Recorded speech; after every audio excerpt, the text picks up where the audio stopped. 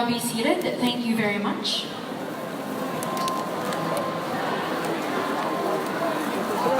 To officially open our activity, we shall now call on former Supreme Court Justice Presbytero Velasco Jr. for his welcome remarks. Ito, yung isa yung camera ko lang tinatakan. Hindi natin tinatakan.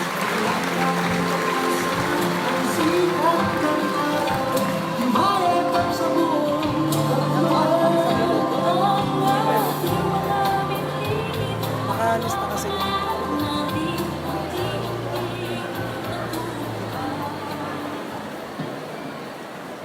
Napakaganda po ng doxology. We are always reminded of God. Without God, we are nothing. Ako po ay nakatasa magsalita ng welcome remarks. At pag binanggit ko po yung mga tao na aking babanggitin, mga panauhan po natin, mari po tayo sumigaw ng isang mabuhay. Subukan po natin. Mabuhay ang Marinduque! Mabuhay po ang First Daughter, Davao Mayor and Chairperson ng Hugpong ng Pagbabago, Sara Duterte! Mabuhay! Mabuhay po ang mga senatorial goals natin sa pangunguna ng re-election ni Senator J.B. Ejercito. Mabuhay po ang environmentalist at MMDA Chairperson, ang Caviteño, Francis Tolentino. Mabuhay po ang napakagaling na Congressman Dong Mangudadatu. Wala po dito pa si Special Assistant to the People, Bongo, pero bigyan din natin sa maganda at malakas na mabuhay kay Bongo. Babati rin po ako, of course, joint birthday celebrant sa aking magaling na anak, nagbuhat po ng bangko. Mabuhay po kay Congressman Lord Alan J. Velasco. Happy birthday! At happy birthday din po kay Secretary Gwen Velasco. Yung pong kaibigan ko, isang congressman, nandito po. Mabuhay din po si Congressman Mike Sambar. Ang treasurer po ng Hugpong ng Pagbabago at Governor J.P. Tyron Uy. Mabuhay po ang Vice Governor ng Marinduque, June Pangoro. At ang kanyang mga miyembro sa Sangguniang Panlalawigan, mabuhay po. Ang mga municipal mayors, siyempre po, babanggitin ko muna yung boss ko. Mabuhay po si Mayor Lorna Velasco. Mabuhay po ang Mayor Leo Libelo. Mabuhay po ang Mayor Jing Madrigal. Mabuhay po si Mayor Bert Madla. Mabuhay po si Marisa Red.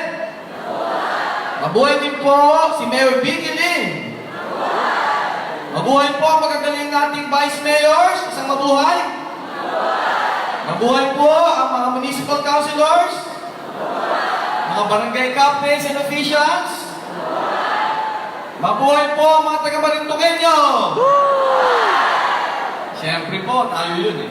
Salamat po. Napakainit ng ating pagbati sa ating mga importanteng panauhin. Ang welcome remarks ko po ay ganito po. Ano po ang Marinduque ngayon? Ang Marinduque po ay 4th class province pa rin. Pagkatapos ng 45 years. Ang Romblon po na dating 4th class province ay 2nd class province na po. At baka next year ay magiging 1st class province. Ano po ba ang nangyayari ngayon? Ang ating pong supply ng tubig ay kulang pa sa maraming iba't ibang parte ng Marinduque. Ang kuryente po natin ay nagiging patay-sindi pero nag-i-improve na rin. Pero kailangan pong pag-usayin mabuti ang kuryente.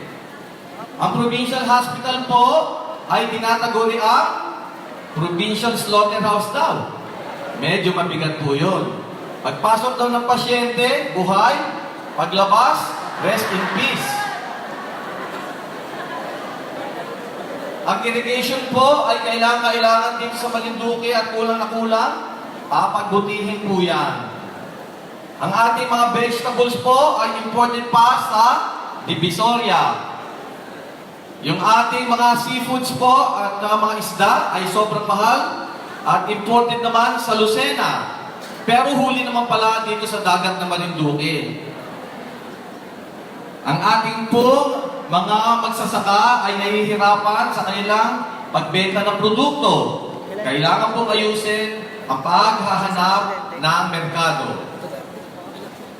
Ang mga ating ilang mamamayan ay nahihirapan pa rin po sa trabaho. So, ganun po ang sitwasyon dito sa ating lalawigan ng Marinduque. Ano po ang dapat nating gawin? Siguro po ay hahabi tayo o hanap tayo ng solusyon sa isang kasabihan. Napaka malaman po itong kasabihan na ito. Ganito po ang kasabihan. Kung hindi tayo kikibo, sino ang kikibo? Kung hindi tayo kikilos, sino ang kikilos? Kung hindi ngayon, kailan pa? Panahon na po para tayo kumilos, hindi po ba? Bayan Marinduque? Panahon na para kumibo, di po ba? Panahon na para kumilos. Panahon na ng totoo at makabuluhang pagbabago. Sigawan natin isang mabuhay ang Marinduque. Napaganda po ng sitwasyon ngayon at dumating po sa ating dalampasigan ang chairperson ng hugpong ng pagbabago, ang First Daughter at Davao Mayor Sara Duterte. At dahil po sa kanyang pag-engganyo, ang mga Marinduqueño po ay bumuuna ng Kapatirang Marinduqueño. Ito po ay brotherhood ng Marinduqueños na ang primary objective ay pagbutihin, pag-unlari ang lalawigan ng Marinduque. At ang Kapatirang Marinduqueño po ay sasama sa hugpong ng pagbabago ng First Daughter and Davao Mayor Sara Duterte. At sa ganito pong pagsama ay ating makikita sa darating na panahon na lalo po mabibigyan ng napakalaking suporta ang ating lalawigan ng Marinduque. Bigyan po natin isang mabuhay ang hugpong ng pagbabago. Mabuhay!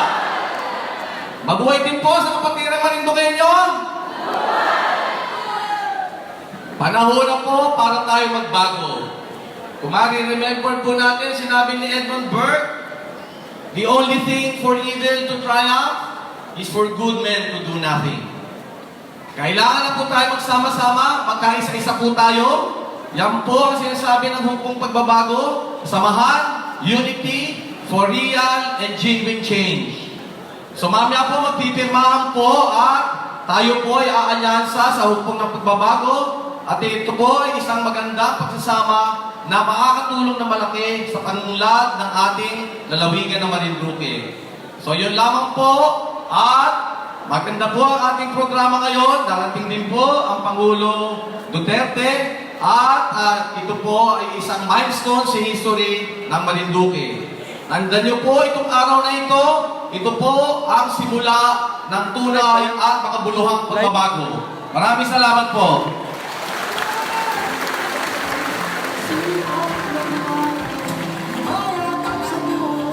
Thank you very much, Justice Presby Velasco. At this point in the program, we shall all be hearing the special messages from our senatorial board. First,